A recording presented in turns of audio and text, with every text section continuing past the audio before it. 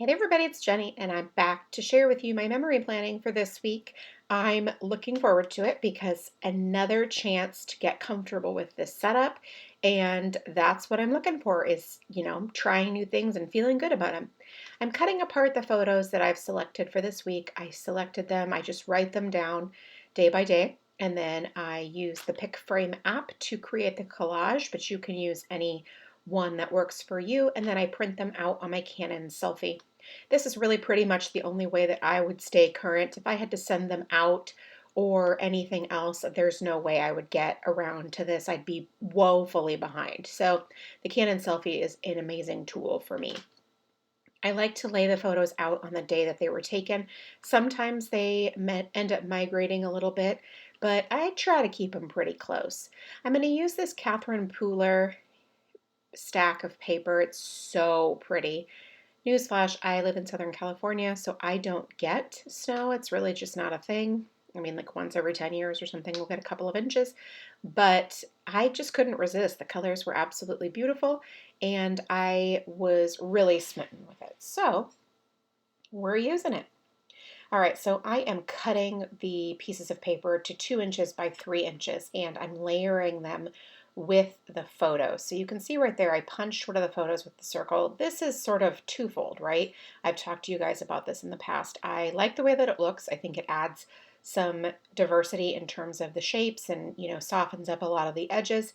But then it also saves some room because, well, let's face it, I've got way more photos and they're pretty bigger than this size and format of planner can handle. However, it's okay.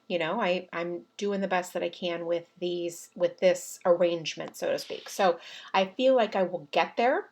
And in a couple of weeks, this will feel like a completely normal setup for me.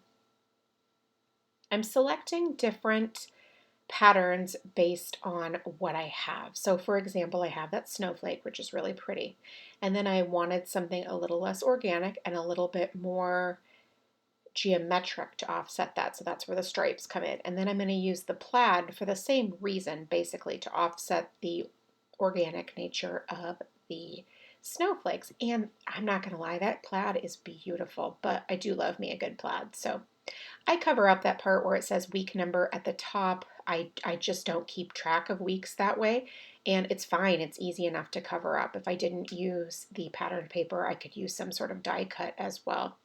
I think we've talked about this in the past, but it's been quite a while. I make sure to use a really high quality adhesive that I know that's going to last a really long time.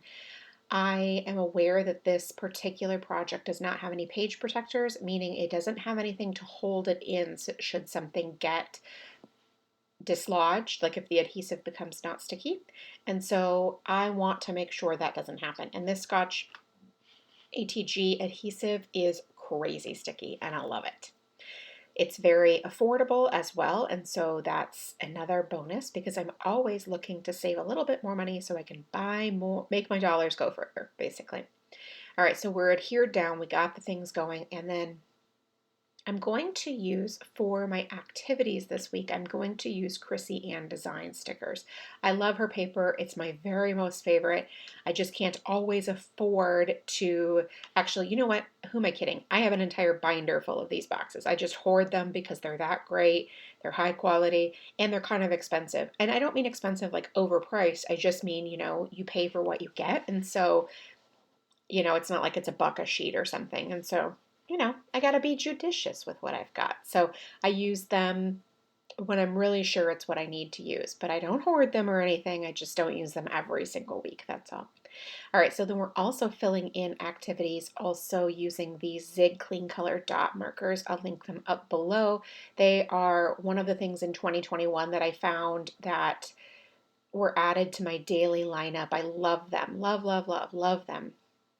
They really help me create the bullet points that I love without having to use a sticker. And I don't love using tweezers. I know lots of people do. I know I should. I know I can. I have several pairs. I just don't want to. So one less tool for me to use. I'm also using a Sharpie pen, the felt tip pen.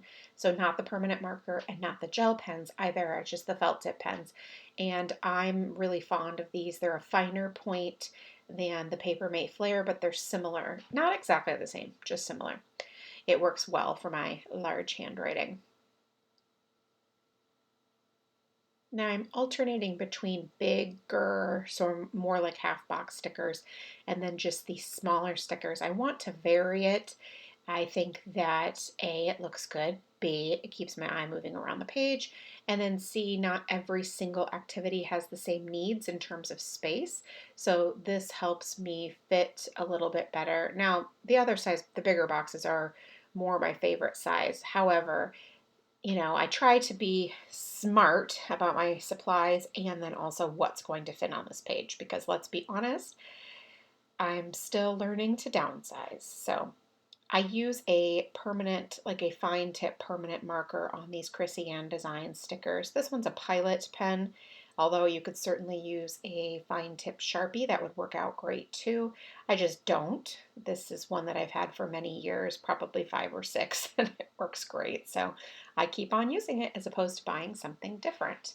Now, something that I did right there, which is not the norm for me, is I placed the activity sticker right on top of the photo. I actually really kind of like the way that it turned out, but it's not something I do very often. So I'll be curious to see if I incorporate that more in the future. Isn't this color palette so pretty? I'm really enjoying it, especially for winter.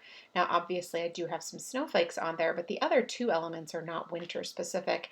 They're just really pretty, though. I really am enjoying that and look forward to using the rest of that pad, or using it again anyway, because who knows if I'll ever actually use it up, am I right?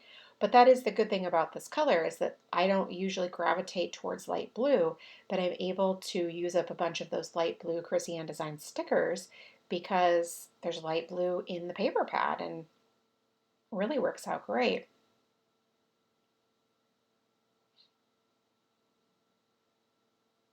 Now I'm trying to be conscious of where I place the stickers so that I leave room for journaling. Again, as I've said several times now, this layout, I'm learning how to incorporate all of the things since I have so many photos and then decorations and the activities.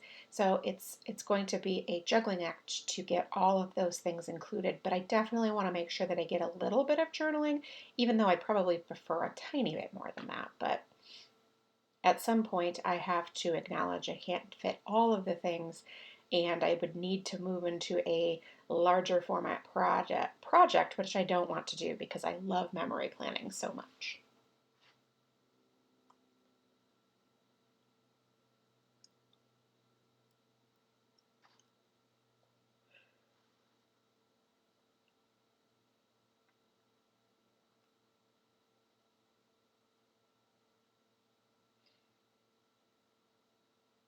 Now I'm going to use these alphabet stickers to simply spell some words right there. And I you know what, I always sort of, this is kind of my least favorite part of the process. I don't love putting the alphabet stickers down, but I do love the result. I ran out of the lighter color blue, so I had to bring in some darker color blue too. And yeah, I'm okay with it. I like the change up. I probably would have preferred to maybe use some of those at the end, but that's okay. I'm not going to stress about that. Now I'm going to use the mild liner this week to draw my journaling lines. I haven't done that in quite a while, and I really wanted to add some more of these pretty colors. So I'm just using my lavender mild liner to add those lines right there so I can use a little bit of journaling. And I'm definitely adding as many lines as I humanly can because I definitely want to have that there. And then, like, for example, right there, those couple of lines, that's just to notate what the photo is about, which I don't always do because it's not always necessary, but I definitely wanted to make sure that I got that this time. My son had a great hit in baseball, and I wanted to record that right there. Now, this is probably an average amount of journaling, honestly, for me, but it felt really limited. Like I felt a little anxious about it, like, oh my gosh, I don't have enough room. But in all honesty, after looking at it, it's probably about the right amount. So that's okay too. That is it for me this week. Thanks so much for stopping by and watching. I really do appreciate it. If you have any questions, please leave them in the comment box below. Thanks so much and make it a great day.